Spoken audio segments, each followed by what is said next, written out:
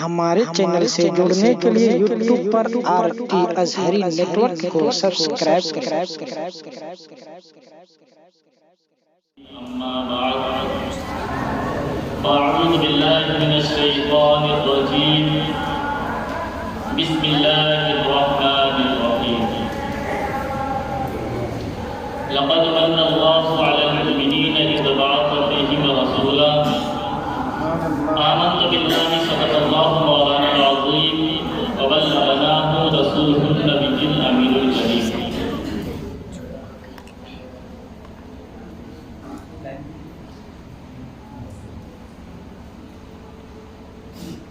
Stage پر جلوہ فروز علماء کرام، مفتیان اعظام، طلباء کرام اور سامنے موجود سامعین کرام، ابھی جس آیت کریمہ کی تلاوت کا شرف حاصل ہوا، اس سے متعلق کچھ عرض کرنے سے قبل آئیے ہم اور آپ سبھی حضرات مل کر نبی رحمت، شفیع امت، آقائے خلقت، مصطفیٰ جان رحمت، شمع بزم ہدایت، نوشہ بزم جنت، جناب احمد مجتبیٰ محمد مصطفیٰ صلی اللہ تعالی علیہ وسلم کی بارگاہ میں درود و سلام ہدیہ پیش کریں۔ بلند آواز سے پڑھیے اللہم صلی اللہ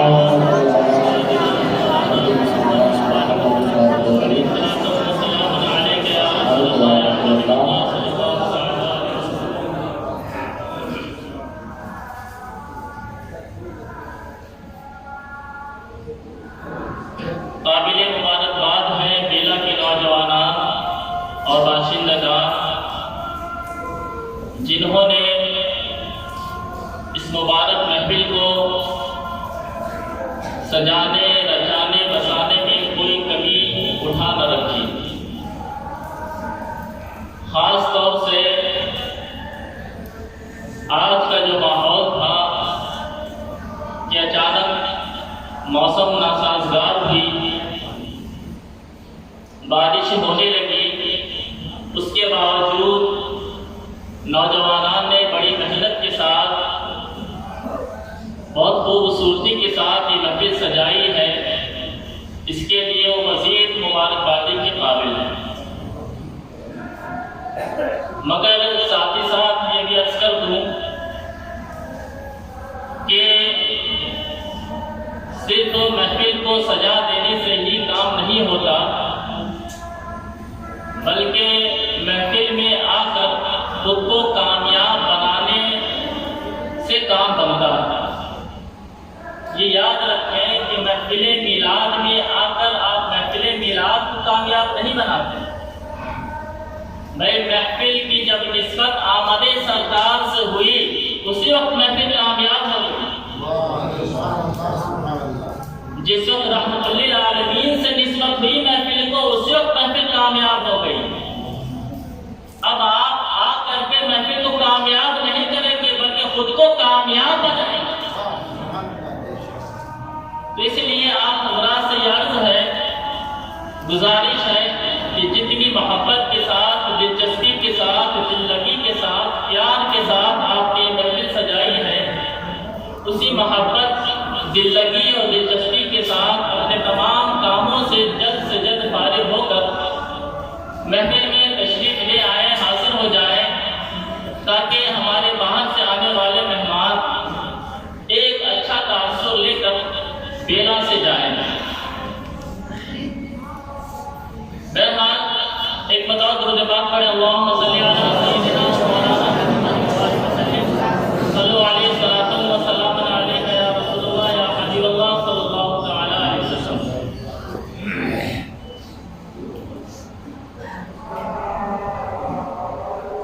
آپ لوگوں میں سے بہت سے لوگوں نے یہ دیکھا ہوگا کہ کوئی کمپنی یا فیکٹری اپنا سب سے عمدہ مال، سب سے صنعت گری، سب سے اچھی چیز اور پروڈکٹ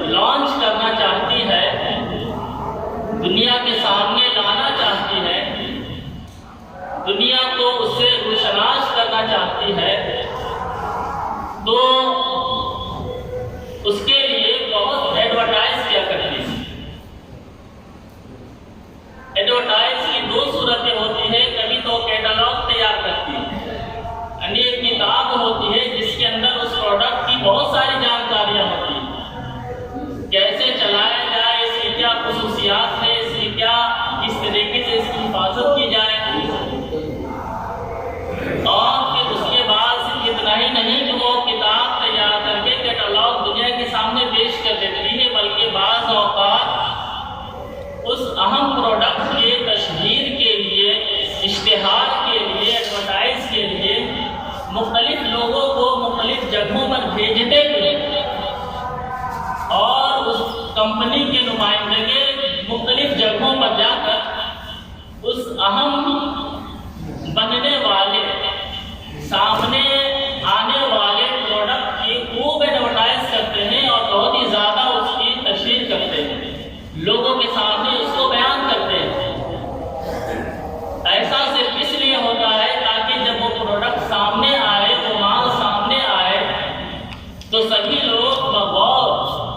پوری توجہ کے ساتھ اس چیز کو دیکھیں، اس چیز کی طرف مائل ہو جائیں۔ اس مثال کو آپ سامنے رکھیں، اب ولادت مصطفیٰ صلی اللہ تعالیٰ علیہ وسلم کی طرف نظر کریں، بلا تمثیل اللہ تبارک و تعالیٰ نے اپنی قدرت اور صنعت کے کارخانے کا سب سے عمدہ، سب سے اہم چیز، سب سے بڑی نعمت دنیا کے سامنے جب پیش کرنا مقصود ہوئی تھی، یہ پوری دنیا بنائی۔ دنیا بنانے کے بعد بہت سارے انبیاء کرام بھیجے، کم و بیش 1,24,000 انبیاء کرام بھیجے، اور ہر نبی کے ساتھ کچھ نہ کچھ کتابیں، صحیفے نبی کو عطا کیے گئے۔ بعض نبی کو نئی کتابیں عطا کی گئی، بعض نبی کو پہلے والے نبی کی ہی کتابیں عطا کی گئی، اور ہر نبی نے ان کتابوں کے اندر موجود ذکر مصطفیٰ اپنی امت کو پڑھ کر سنایا۔ تو اللہ تبارک و تعالیٰ نے اپنے کارخانے کی سب سے عظیم نعمت، سب سے عمدہ نعمت کو جب دنیا کے سامنے پیش کرنے کا ارادہ فرمایا تو مختلف صحیفے اور آسمانی کتاب بھیج کر رسول کریم علیہ السلام کے چرچے کیے، اور سے کتنے بنی بس نہیں کیا، مختلف رسول بھیجے، مختلف متعدد انبیاء کرام بھیجے، جو انبیاء کرام امت کی رہنمائی کے ساتھ ساتھ ذکر مصطفیٰ اور شہرت مصطفیٰ، اشتہار مصطفیٰ کا فریضہ بھی انجام دیتے رہے۔ یوں سمجھ لے کہ میلاد کا سلسلہ یہ آج کا نہیں بلکہ سنت الہی ہے، اور کم و بیش 1,24,000 انبیاء کرام جو تشریف لائے اور ذکر مصطفیٰ اور میلاد مصطفیٰ مناتے رہے۔ گویا ہمارے میلاد کے منانے سے پہلے 1,24,000 انبیاء کرام نے میلاد مصطفیٰ منایا، اور اتنا ہی نہیں، جب وہ تمام انبیاء کرام آتے رہے، انہوں نے تشہیر کی، مصطفیٰ جان رحمت صلی اللہ علیہ وسلم کی شہرت بیان کی، ان کی صفتیں بیان کی، اور پھر جب اللہ تعالیٰ نے وہ موقع سعید دیکھا تو اپنے محبوب کو بھیجا، اور محبوب کو بھیجنے کے لیے کوئی ایسا وقت نہیں منتخب کیا، ایسے وقت کو منتخب کیا، ایسے وقت کو منتخب کیا کہ نہ دن کو شکوا تھا نہ رات کو شکوا تھا۔ اگر اپنے محبوب کو اللہ تبارک و تعالیٰ دن میں بھیجتا تو رات بارگاہ الہی میں شکوا کرتے کہ اے خدا تجھے اپنے محبوب سے کی آمد سے مجھے محبوب رکھا ہے، اور اگر رات میں اللہ تبارک و تعالیٰ نبی اکرم علیہ السلام کو مبعوث فرماتا تو دن بارگاہ خدا میں شکوا شکایت کرتا کہ اے میرے مولا تبارک و تعالیٰ تو نے اپنے سب سے عظیم نعمت جب دنیا میں بھیجی تو وہ اس سے محبوب رکھا۔ اس لیے اللہ تبارک و تعالیٰ نے ایک عظیم، ایک اچھے وقت کو منتخب فرمایا، وہ صبح صادق کا وقت۔ وہ ایسا وقت ہے کہ رات جا رہی ہے اور دن آ رہا ہے، رات جا رہی ہے اور دن آ رہا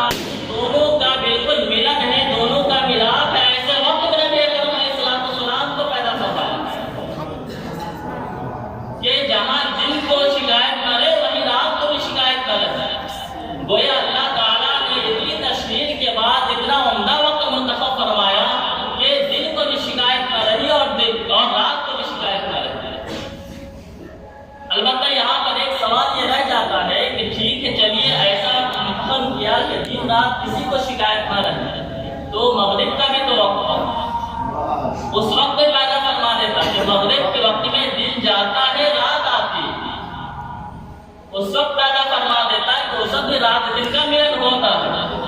اس وقت کیوں نہیں پیدا فرمایا؟ تو سنیے، اس لیے بہت بڑی حکمت، رات آتی ہے تو تاریکی آتی ہے، اندھیرا چھاتا ہے، سب چیزیں چھپ جاتی ہیں، لیکن دن آتا ہے تو تاریکی چھٹ جاتی ہے، اندھیرا چھٹ جاتا ہے، ہر چیز روشن ہو جاتی ہے۔ اللہ تبارک و تعالیٰ نے مغرب کے وقت اپنے محبوب کو پیدا نہ فرما کر صبح صادق کے وقت پیدا فرمایا، اس میں اسی بات کی طرف اشارہ تھا، یہ حکمت پوشیدہ تھی کہ سنو سنو میرا محبوب آ رہا ہے، کفر کی تاریکیاں چھٹ جائے گی، میرا محبوب آ رہا ہے تو بت پرستی کی تاریکیاں چھٹ جائے گی، میرا محبوب آ رہا ہے تو جہالت کا اندھیرا چھٹ جائے گا، میرا محبوب آ رہا ہے تو شراب نوشی کی جہالت ختم ہو جائے گی، میرا محبوب آ رہا ہے تو بے حیائی کی تمام خرابیاں ختم ہو جائے گی۔ الغرض میرے محبوب کے آنے کے بعد دنیا کے اندر جو بھی خرابیاں وہ خرابیاں ختم ہو جائے گی اور ہر چیز روشن ہو جائے گی۔ ایسے وقت کو منتخب فرمایا، اسی لیے حضور اعلیٰ وہ فرماتے ہیں جس سہانی گھڑی چمکا طیبہ کا چاند، جس سہانی گھڑی چمکا طیبہ کا چاند، اس بلا فروز سلام بلا سلام، کہ جس گھڑی نبی اکرم علیہ السلام کی پیدائش ہوئی، آمد مبارک ہوئی، اس گھڑی پر لاکھ سلام۔ اب یہاں ایک بات یہ رہ جاتی ہے کہ اے اللہ تبارک و تعالیٰ نے اپنے افضل رسول، سب سے اعلیٰ نعمت جب دنیا میں بھیجا تو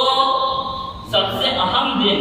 جمعہ کا دن تھا، سب سے افضل دن جمعہ کا دن تھا، جمعہ کے دن پیدا فرماتا۔ اسی طریقے سے سب سے افضل مہینہ ربیع نور شریف نہیں بلکہ رمضان المبارک کا مہینہ تھا، رمضان المبارک میں پیدا فرماتا، افضل کو افضل میں پیدا فرماتا، لیکن اپنے افضل کو افضل میں پیدا نہیں فرمایا بلکہ پیر کے دن پیدا فرمایا، اور ربیع نور شریف ربیع الاول کے دن مہینے میں پیدا فرمایا۔ اس میں کیا حکمت پوشیدہ ہے؟ اگر ایک افضل کا آنا تھا، اگر ہر چیز بہت عمدہ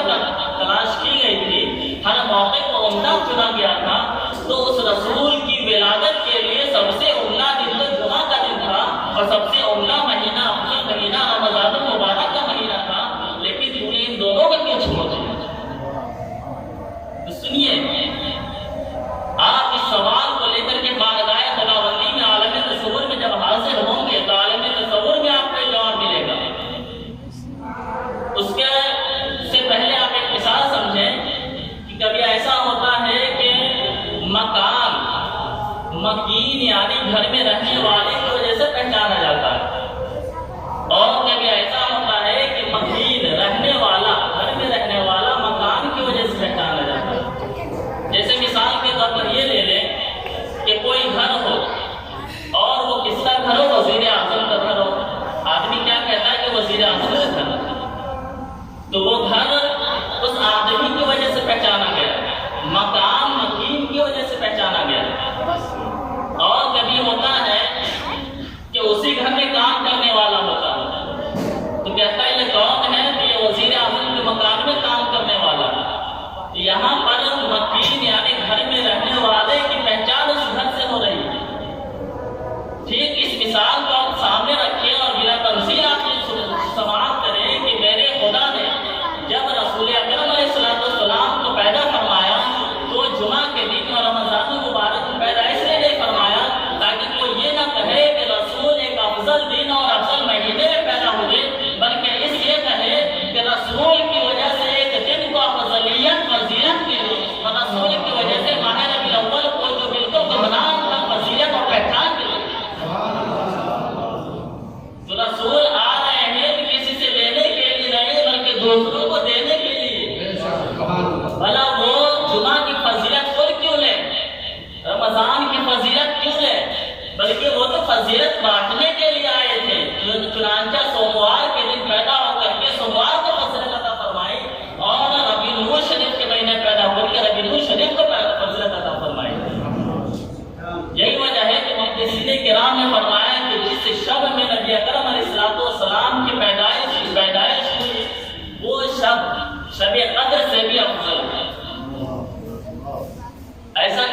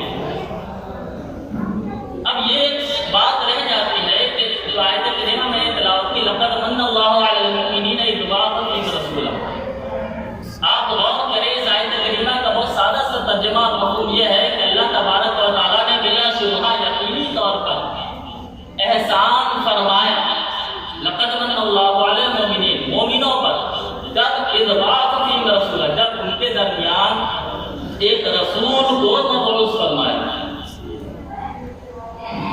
آپ غور کریں کہ اللہ تبارک و تعالیٰ نے دنیا کے اندر بہت ساری نعمتیں ہمیں عطا فرمائی،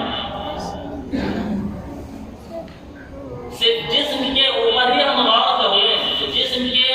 اندر ہمارے اس قدر اللہ کی نعمتیں ہیں کہ ہم ان کا شکر ادا کرنے کو بیٹھ جائیں تو قیامت آ جائے لیکن شکر ادا نہ ہو۔ آنکھیں اس قدر اہم ہیں کہ آنکھیں نہ ہوں تو دنیا اندھیری ہو جائے۔ کام اس قدر اہم نعمت ہے کہ کام نہ ہو تو پوری دنیا کہی ہو جائے۔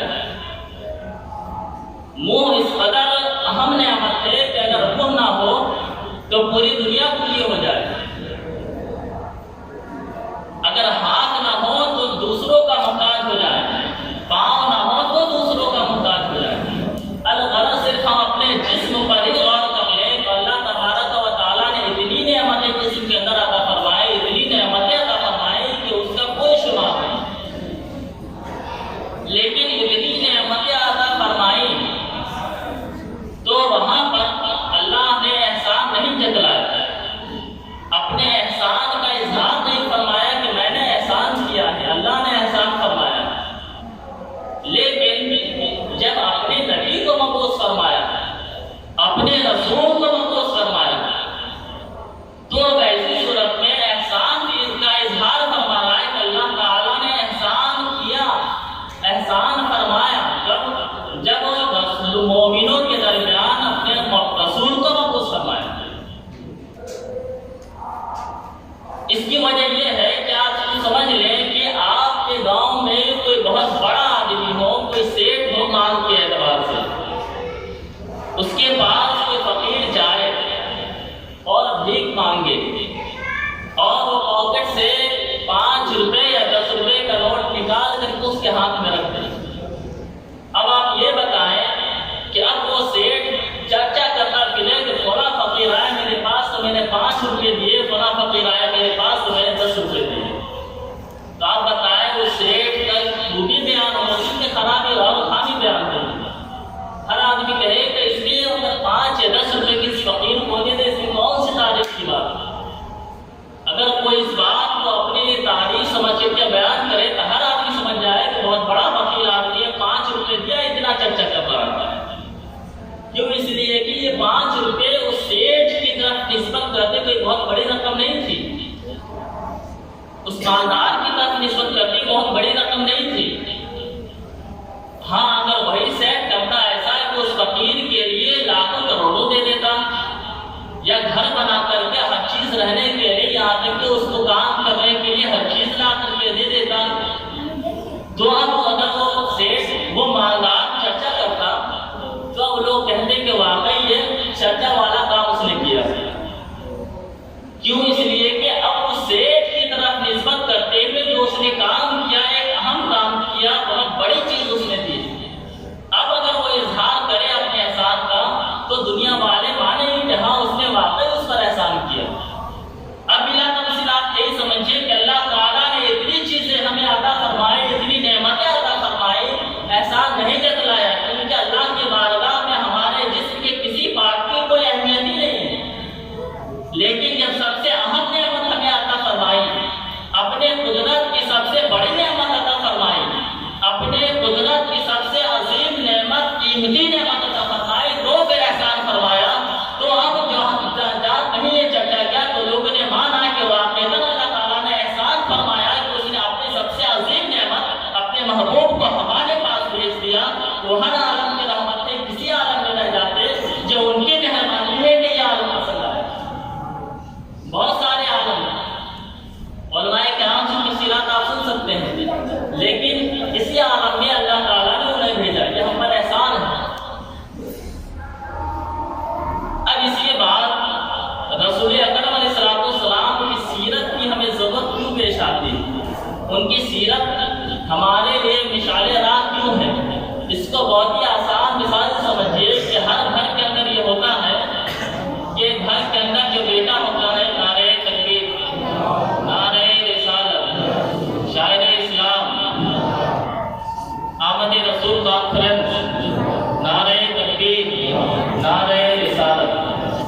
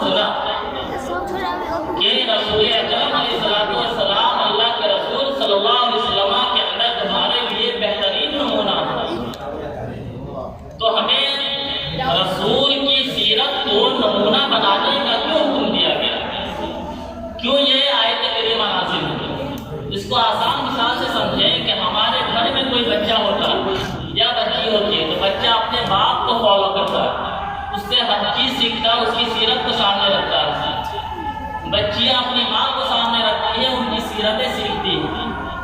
اب اس کے بعد گھر سے باہر نکلے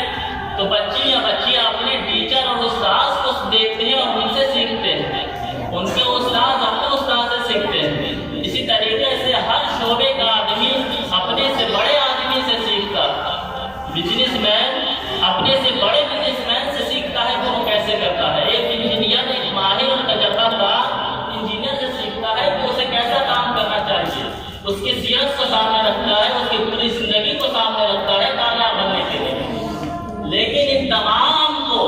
کسی ایک ایسے کی ضرورت تھی، ایک ایسے سیرت کی ضرورت تھی جس کے اندر کوئی خامی نہ ہو۔ تو ایسے کے لیے اللہ تبارک و تعالیٰ نے رسول اکرم علیہ السلام کی سیرت پیش فرمائی کہ وہ ایسے رسول ہیں جن کی سیرت میں ایک انجینئر کے لیے بھی کچھ نہ کچھ اشارے راہ ہے، ایک بزنس مین کے لیے تجارت کرنے والے کے لیے اشارے راہ ہے، گویا زندگی کے ہر شعبے کے لیے نبی اکرم علیہ السلام کی سیرت کی روشنی بھی ہے۔ اب انہیں میں سے ایک روشنی یہ ہے کہ تجارت کی جائے۔ نبی اکرم علیہ السلام جہاں ایک نبی تھے، آپ کو کام تبلیغ کرنا تھا، وہی آپ ایک بندہ تھے، اللہ کے بندے تھے، اور اسی بتقاضۂ بشریت آپ نے تجارت کی، آپ نے کپڑے کی تجارت کی۔ اب غور کریں، ایک نبی ہے، صرف نبی نہیں، سب سے افضل اعلیٰ بالا نبی ہے، رسول ہیں، ایسے رسول تو ان سے افضل دنیا میں نہ کوئی آئے نہ آئے گا، ایسے رسول ہیں، لیکن کپڑے کی تجارت کر رہے ہیں۔ اور ایک آج کا دور ہے، غور کریں گے اس پر، ایک آج کا دور ہے کہ اگر کوئی نائب رسول کوئی کام کرنا شروع کر دے تو پوری دنیا دانو تشریح کرنے شروع کر دیتی ہے، برا بھلا کہنا شروع کر دیتی ہے، کہتی ہے کہ 9 سال پڑھ کر کے کیا فائدہ ہوا جب دکانیں کرنا تھا، کہتی مل والے مولانا ہیں، دکان والے مولانا ہیں، کپڑے والے مولانا ہیں۔ ایک نبی اگر کپڑے کی تجارت کرے تو وہ خوبی ہے، تو ایک نائب رسول اگر تجارت کرے تو اس میں کیا خرابی ہے؟ رسول نے یہ روشنی اپنی سیرت سے عطا فرمائی کہ علم دین تو دین پھیلانے کے لیے ہے،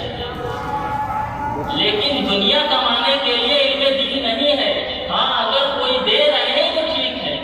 آپ خود غور کریں، اگر ایک عالم دین دکان کرے، آپ برا بھلا کہیں، تو آپ نے عالم دین کو کیا دیا؟ نبی اکرم علیہ السلام کے زمانے حضرت عمر فاروق رضی اللہ تعالیٰ عنہ کا زمانہ تھا، انہوں نے وظیفہ مقرر کیا تو اپنے زمانے میں انہوں نے 450 درہم مقرر کیا۔ آپ غور کریں، مشکاۃ شریف میں حدیث پاک ہے، یہ حضرت عمر فاروق رضی اللہ تعالیٰ عنہ نے ایک صحابی کا جب وظیفہ مقرر کیا تو 450 درہم، آج سے 1450 سال پہلے کی بات ہے، اور اپنے بیٹے کا جب وظیفہ مقرر کیا تو 400 درہم مقرر کیا۔ اس زمانے میں ایک عالم کو، ایک صحابی کو وظیفہ مل رہا ہے 450 درہم، اور 450 درہم 450 درہم، اور آج ہم اپنے زمانے میں لوگوں کو کتنا دے رہے ہیں؟ ایک دن بھر کا کام کرنے والا جو مزدور ہوتا ہے اس سے بھی کم دیتے ہیں، بہت کم۔ اگر آج ایک مزدور کماتا ہے ایک دن کا تو 500 روپے کماتا ہے، مہینے بھر کا اس کا 15,000 ہوئے۔ مدرسے میں کوئی پڑھانے والا ہو تو کمیٹی 12,000 دے گی، اور لاکھ ایسا جب لائے کہ ہم 12,000 دے گے۔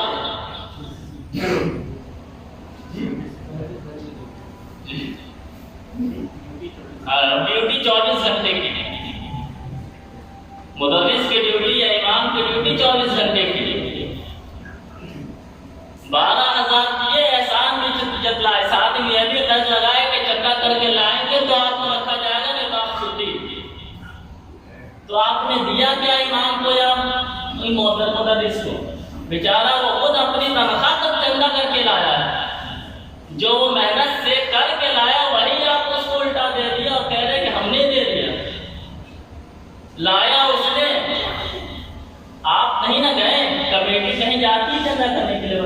کمیٹی کا کوئی فرد نہیں جاتا ہے، مدرسے کا مدرسیت جتنے مدرس وہی جاتے ہیں، پوری دنیا گھوم کر کے چندہ کرتے ہیں، لا کر کے کمیٹی کے ہاتھ میں دے دیتے ہیں اور پھر کمیٹی کہتی ہے کہ ہم نے کیا ہے چندہ۔ تو یہ کہ اب آپ یہ غور کریں کہ ایک مولوی کی بھی ضروریات ہوتی ہے، ضروریات زندگی ہے، اس کو بھی خواہشات ہوتے ہیں۔ اب اگر وہ مدرسے میں پڑھانے کے ساتھ ساتھ یا مدرسے میں نہ پڑھا کر کے پھر بھی دین سے جڑا ہوا ہے، دین کی خدمت کر رہا ہے اور مدرسے کو چھوڑ کر کے کوئی کاروبار کر لے، کوئی دکان کر لے، تو اس میں کیا برائی ہے؟ ہمارے معاشرے میں آج برا کہا جاتا ہے۔ ایک صاحب کی بات نام نہیں بتاؤں گا تو انہوں نے دکان کی، سموسے اور پکوڑے کی دکان کی، گاؤں والوں نے اتنا تنگ کیا کہ بیچارے نے وہ دکان ہی بند کر دی، عالم دین کی۔ لیکن وہی ہے کہ یہاں کہیں جائیے مدرسے میں تو یہ شرط تھی کہ چندہ کرنا پڑے گا، اب ہر آدمی سے چندہ ہو نہیں پاتا ہے تو وہ بیچارے رہے نہیں، مسجد میں جگہ ملی نہیں تو انہوں نے دکان کر لی۔ گاؤں والے اتنا تنگ کیے کہ انہیں دکان بیچارے تو بند کرنی پڑی۔ اب آپ یہ بتائیں کہ جنہوں نے تانے مارے، جنہوں نے ان کی برائیاں کی، کیا دکان بند کرنے کے بعد انہوں نے کبھی اس کو پوچھا؟ کبھی پوچھنے نہیں جائیں گے۔ تو اگر ایک مولانا دکان کر لے، یہ نبی کی سیرت پر عمل ہے، کپڑے کا کاروبار کر لے، نبی کی سیرت پر عمل ہے۔ امام اعظم جن کے ہم مقلد ہیں، امام اعظم تھے اپنے دور کے، بہت بڑے امام تھے، اتنے بڑے امام کہ پوری دنیا میں ان کے ماننے، ان کو فالو کرنے والے، ان کی پیروی کرنے والوں سے زیادہ کوئی نہیں آیا، لیکن وہ بھی پڑھانے کے بعد جو فرصت کا وقت ملتا تھا تو کپڑے کا کاروبار کرتے تھے۔ حضرت اورنگزیب عالمگیر علیہ رحمہ اپنے وقت کے بادشاہ تھے، پورے ہندوستان کے اپنے وقت کے بادشاہ تھے اور ساتھ ہی ساتھ اپنے وقت کے مجدد بھی تھے، اتنے بڑے عالم تھے کہ مجدد بھی تھے اپنے وقت کے، لیکن انہوں نے کبھی بادشاہی کے خزانے سے اپنا پیٹ نہیں چلایا،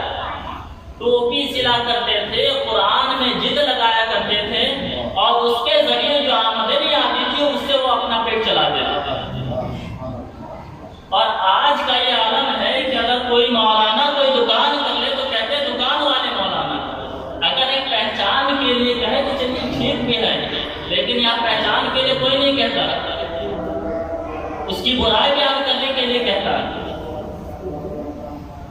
کہ دکان والے مولانا ہے، مل والے مولانا ہے، فلاں والے مولانا ہے، کپڑے والے مولانا۔ ہمیں اس پر غور کرنا چاہیے۔